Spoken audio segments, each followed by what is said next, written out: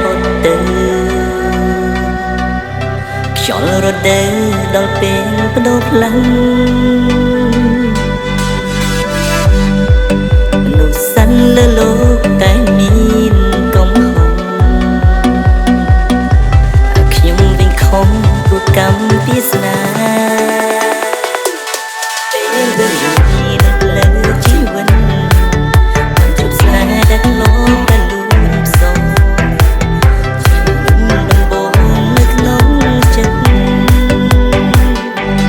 មិនខ្លងពេកថាវាសំខាន់គ្រាន់តែជាបែកកង់ដល់ចិត្តពេលចង់មានស្នេហ៍ពិតស្រីអស់ជំនឿដំបូង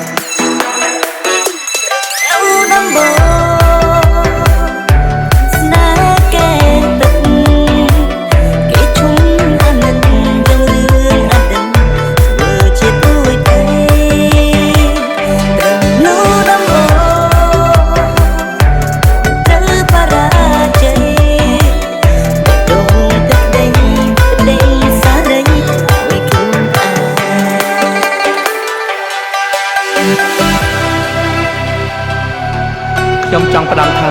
បើសិនជាអាចត្រឡប់ពេលវេលាថយក្រោយបានហើយខ្ញុំដឹងថាថ្ងៃនោះគឺជាថ្ងៃចុងក្រោយដែលខ្ញុំបានជួបគាត់ខ្ញុំនឹងសូមអរគុណឲ្យយូរបំផុតហើយខ្ញុំក៏សូមអរគុណគាត់ដែលគាត់បានដើរចូលមកក្នុងជីវិតរបស់ខ្ញុំសាងការចងចាំដ៏ល្អល្អ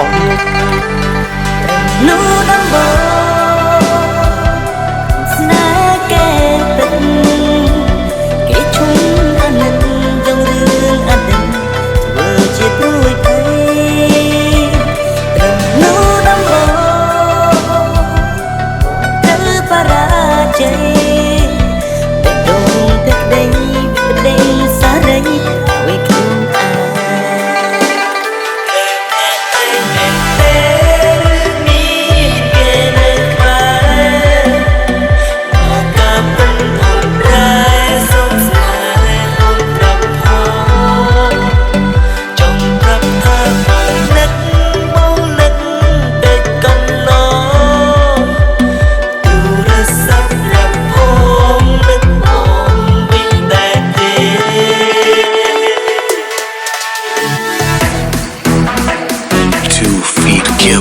And Kim Fong,